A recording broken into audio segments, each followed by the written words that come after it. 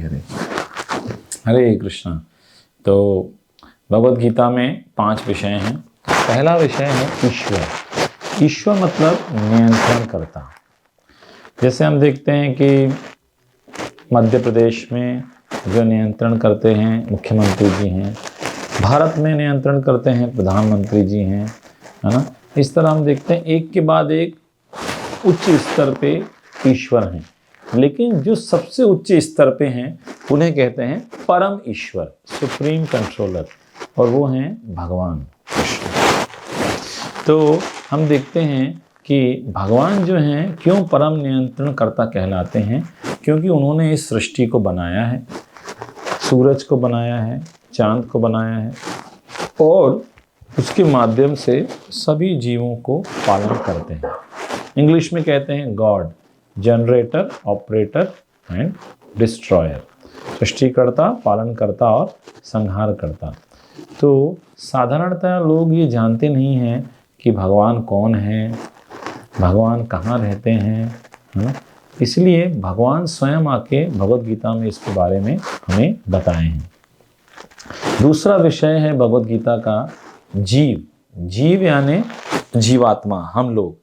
तो हम साधारणतः क्या सोचते हैं कि मैं ये शरीर हूँ। ऐसा ही कोई पूछेगा आपका नाम क्या है, मेरा नाम है चेतन धनवानी, है ना। लेकिन जन्म के पहले आपका नाम 6 दिन तक आपका नाम तो नहीं था, है ना।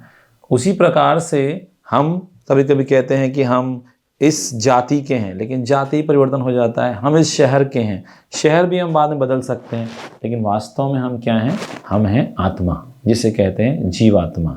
और वो आत्मा कहाँ से आया है, वो आत्मा है भगवान का अंश। देखिए कितना अच्छा ज्ञान है।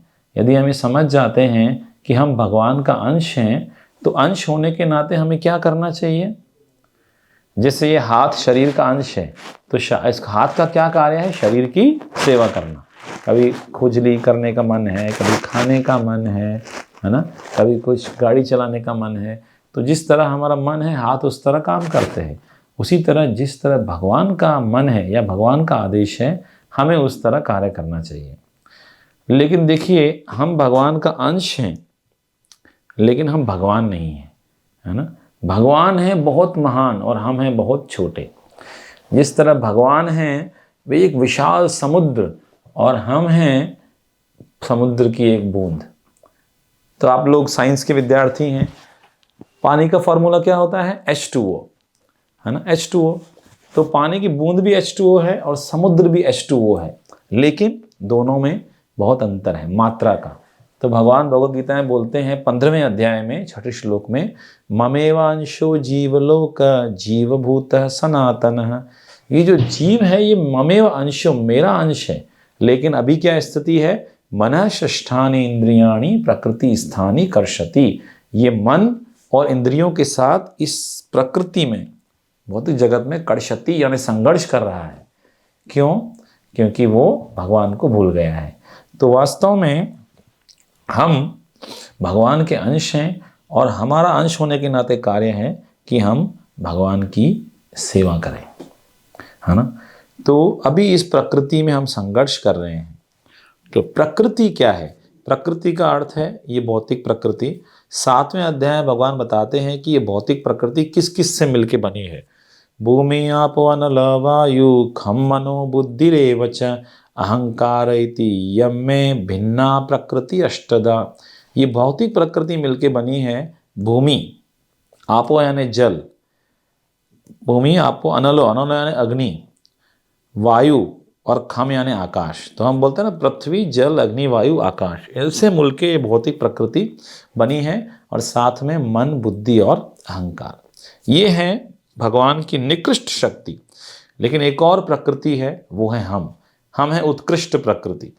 क्योंकि हम जब चाहते हैं तब ये भौतिक प्रकृति कार्य करती है। जैसे हम मिट्टी को मिलाते हैं, पानी को मिलाते हैं, अग्नि में तपाते हैं तो एक मकान बन जाता है, वरना सब ईंट अलग रहेगा, पानी अलग रहेगा, कुछ निर्मित नहीं होगा, है ना।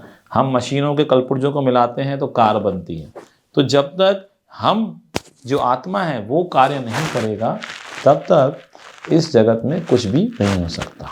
वास्तव में ये शरीर भी जो है पृथ्वी जल अग्नि वायु आकाश से बना है, लेकिन जब तक इसके अंदर आत्मा है तब तक हम आगे ये शरीर कार्य करता है ना। तो इसलिए आत्मा महत्वपूर्ण है या शरीर? आत्मा महत्वपूर्ण है ना। क्योंकि आत्मा चली जाएगी तो शरीर का कोई भी मूल्य नहीं है, चाहे वो किसी करोड़पति अरबपति का शरीर क्यों ना हो, उसे जला दिया जाएगा। तो उसी प्रकार से आत्मा जो है भगवान का अंश है, लेकिन अभी वो इस प्रकृति में संघर्ष कर रही है। लेकिन यदि आत्मा भगवान की सेवा करेगी तो वो भगवान के पास जा सकती है। इसके बारे में आगे भगवान ने 15वें अध्याय बताया है। इसके बाद आता है काल। काल मतलब समय। आप लोगों ने महाभारत देखा होगा बच्चों ने पहले, उससे बताते हैं ना, मैं समय हूँ। समय मतलब दिन के बाद एक दिन, महीने के बाद महीना, साल के बाद साल, एक युग के बाद दूसरा युग। तो इस प्रकार समय के प्रभाव में इस संसार में सब कुछ चल रहा है। भगवद गीता भगवान दूसरे अध्याय में बोलते हैं 13वें श्लोक में, देहिनो अस्मिन् यथा देहे कौमारम यौवनम जरा तथा देहांतर प्राप्ति धीरस्तत्र न मुह्यति। जिस प्रकार देही, देही यानी आत्मा, इस देह में बचपन से युवा अवस्था, फिर प्रौढ़ावस्था, फिर वृद्धावस्था में जाता है, उसी प्रकार मृत्यु होने पर आत्मा दूसरे शरीर में चला जाता है। तो समय के साथ साथ हम उम्र बढ़ती जाती है, लेकिन आत्मा वही रहता है, लेकिन शरीर वृद्ध होता चला जाता है। तो इसी प्रकार से हम ये चीज़ का अनुभव कर रहे हैं। आप में से कुछ स्टूडेंट हैं, कुछ टीचर्स हैं और कुछ प्रिंसिपल हैं जो और ज़्यादा बुजुर्ग हो गए हैं। तो इस प्रकार से समय के प्रभाव को हम समझते हुए यदि हम कार्य करेंगे तो हम जरूर सफलता को प्राप्त करेंगे। और यदि हम नहीं भगवान की सुनेंगे तो अंत में भगवान काल के रूप में, मृत्यु के रूप में आते हैं और सब कुछ हरण करके ले जाते हैं। इसलिए अच्छा है कि हम भगवान के श्याम सुंदर रूप की, जो कि भगवान का बहुत ही सुंदर रूप है, उसकी शरण में जाएं, न कि उनकी उपेक्षा करके मृत्यु की शरण में जाएं। कर्म अंत में क्या है? पहला क्या था? ईश्वर। दूसरा जीव यानी कि आत्मा यानी कि हम। तीसरा प्रकृति यानी कि ये भौतिक जगत। और चौथा काल। और पांचवा कर्म। कर्म का नियम है ना। हम कई बार कहते हैं ना, कर्म के फल हैं भोगने पड़ेंगे। तो देखिए कर्म क्या होता है, इस संसार में हर जीव 3 गुणों में फंसा है। जिस तरह माता जी लोग रस्सी बांधती हैं ना, चोटी बांधती हैं, उसमें 3 इस तरह रस्सी बनाती हैं। तो एक गुण है सतोगुण, दूसरा है रजोगुण, तीसरा है तमोगुण, है ना। हम बोलते हैं ना, ये सात्विक आदमी है, ये राजसिक आदमी है, ये तामसिक आदमी है। तो तामसिक सबसे खराब, रजोगुण उससे अच्छा और सतोगुण सबसे अच्छा।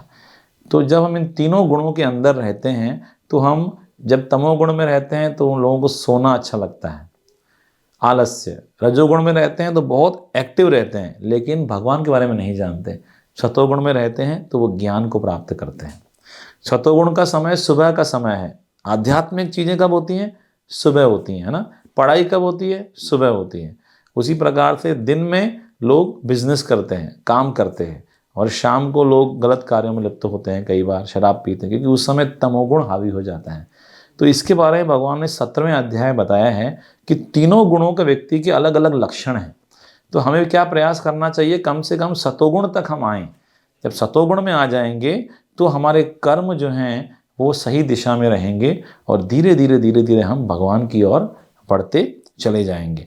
वरना हमारे कर्म फिर गलत रहेंगे और धीरे धीरे हम हो सकता है पशु योनियों में चले जाएं। देखिए भगवद गीता में बताया है कि किस प्रकार से जीव जो है, देखिए यहाँ बताया है कि जो जीव मांसाहार करता है, धीरे धीरे उसकी चेतना पशु की तरह हो गई, अगले जन्म में वो पशु बन जाएगा। जो जीव गलत सोता रहता है, आलस्य करता है, अगले जन्म में वो बालू बन सकता है ना। जो व्यक्ति अपने आप को, जिस तरह आजकल बॉलीवुड में, सोशल मीडिया में नग्नता का एक प्रदर्शन चल रहा है, तो जो इस तरह अपना प्रदर्शन करते हैं, अगले जन्म में वो पेड़ बनेंगे, ताकि वो पेड़ हमेशा नग्न रहता है और कई कष्ट झेलता रहता है। जो इस प्रकार से जो कार्य हम करते हैं उसके अनुसार हमारी चेतना विकसित होती है, हमारा मन का विकास होता है, अगला जन्म वैसा ही मिलता है। तो आप में से कौन कौन व्यक्ति अच्छा जन्म चाहते हैं? सभी चाहते हैं। तो इसलिए हमें अच्छे कर्म करने चाहिए। और सबसे अच्छा कर्म क्या है? भगवान जो कहते हैं वैसे कर्म करना। जिस तरह जो व्यक्ति सरकार के आदेश का पालन करता है, भले ही वो सरकार के आदेश पे 100 जवानों को मार दे दूसरी सेना के, तो उसको क्या मिलेगा? परमवीर चक्र, है ना कि नहीं? 100 लोगों को मार दिया तो परमवीर चक्र, क्योंकि वो शत्रु थे और वो सरकार के आदेश पे किया है। उस तरह भगवान के आदेश पे जब कार्य करते हैं, जिस तरह अर्जुन ने किया, तो अर्जुन को कोई दोष नहीं लगा। तो आप लोग भी विद्यार्थी हैं, आप टीचर के आदेश के अनुसार कार्य करेंगे तब कोई दोष नहीं लगेगा। उसी तरह हम सबसे बड़े टीचर हैं भगवान। तो देखिए, भगवान को समझने के लिए ये समझना जरूरी है कि हम कौन हैं, हमारा भगवान से क्या संबंध है। तो हम हैं दास और भगवान है हमारे स्वामी। भगवान के बारे में ज़्यादा जानकारी हमें कहाँ से मिलती है? वैदिक शास्त्रों से मिलती है।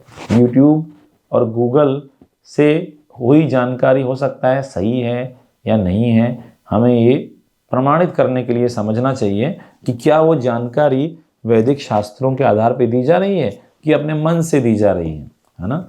वैदिक शास्त्रों में जो ज्ञान है, वेद का अर्थ ही होता है ज्ञान, है ना? आप लोगों ने सुना है आयुर्वेद, आयुर्वेद सुना होगा। उसमें क्या बताया है कि कैसे हम अच्छे से स्वस्थ रह सकते हैं, है ना?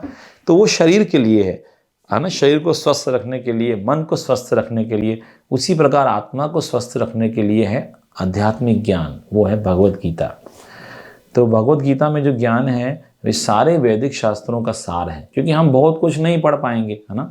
भगवान भगवत गीता के ज्ञान के बारे में बताते हैं कि या इदम परमं गुह्यम मद्भक्तेषु अभिदास्यति भक्तिं मयि पराम कृत्वा मामेव एष्यति संशयः।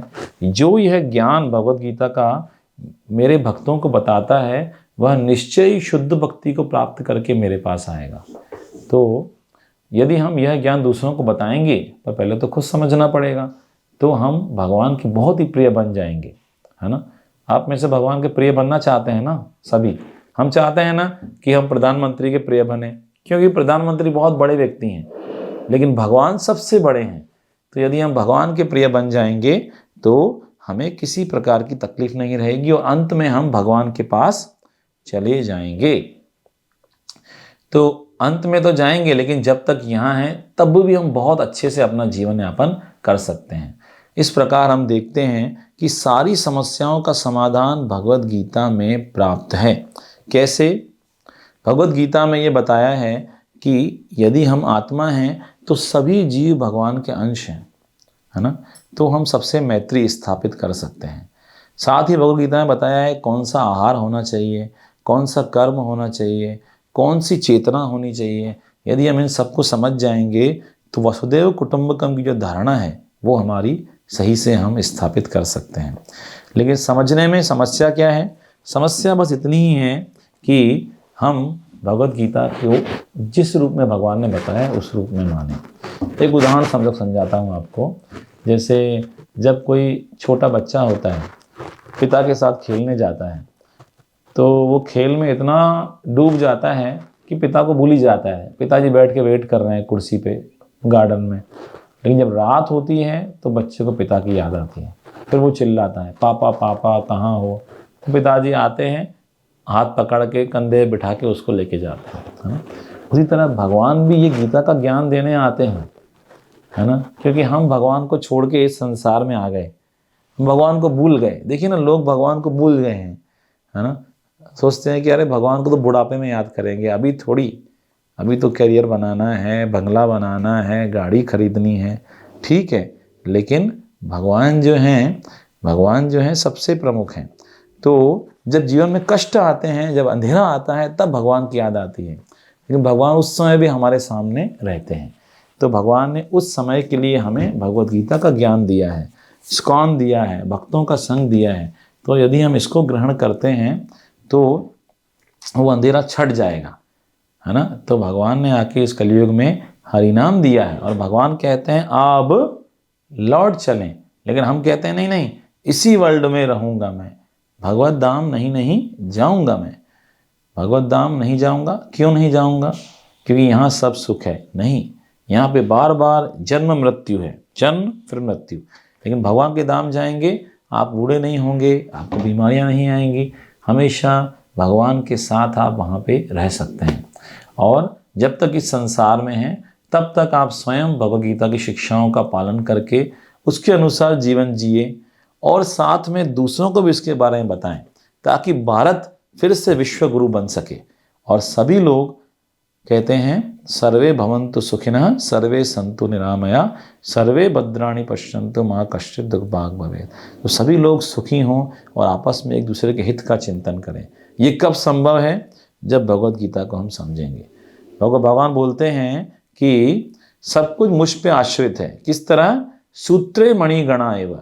जिस तरह ये जो मोतियों की माला है, इसमें आपको मोती दिख रहे हैं लेकिन धागा दिख रहा है, लेकिन मोती अगर सजे हुए हैं इसका मतलब धागा तो पीछे है ही। उसी प्रकार हम सभी ये धागा हैं भगवान कृष्ण, और यदि हम सभी भगवान के जुड़े रहेंगे तो हम सभी इस मोतियों की माला की तरह शोभा पाएंगे। अगर नहीं जुड़ेंगे तो हम बिखर के जमीन पे गिर जाएंगे। तो हमने जो बताया, भगवान ने 5 विषय बताए हैं, ईश्वर, जीव, प्रकृति, काल और कर्म। और साथ में भगवान ने बताया है कि मुझ तक आप कैसे आ सकते हो अपनी चेतना को शुद्ध करके, और चेतना को शुद्ध करने के लिए माध्यम है श्रीमद् भगवद गीता, भगवान का नाम, उनके भक्तों का संग, और उस प्रकार से आप इस संसार में भी आनंदपूर्वक रह सकते हो और अंत में आप भगवान के धाम जाके भगवान के साथ रह सकते हो। हरे कृष्णा कृष्ण कृष्ण हरे हरे, हरे राम राम राम हरे हरे। अंत में हम ये बताएंगे एक और वीडियो में कि कई महान भक्तों ने भगवद गीता का महात्म्य बताया है अलग अलग एंगल से, कि कैसे भगवद गीता गंगा जल से भी अधिक महत्वपूर्ण है, कैसे भगवद गीता सारे उपनिषदों का सार है, कैसे भगवद गीता अपने आप में काफ़ी है। विशेष रूप से शंकराचार्य जी जो कि भगवान के महान भक्त थे, उन्होंने बताया है। तो वो हम अगले वीडियो में दिखाएंगे। साथ ही ये बताएंगे कि भगवान के पास जाने का सरल तरीका क्या है। ठीक है, हरे कृष्णा।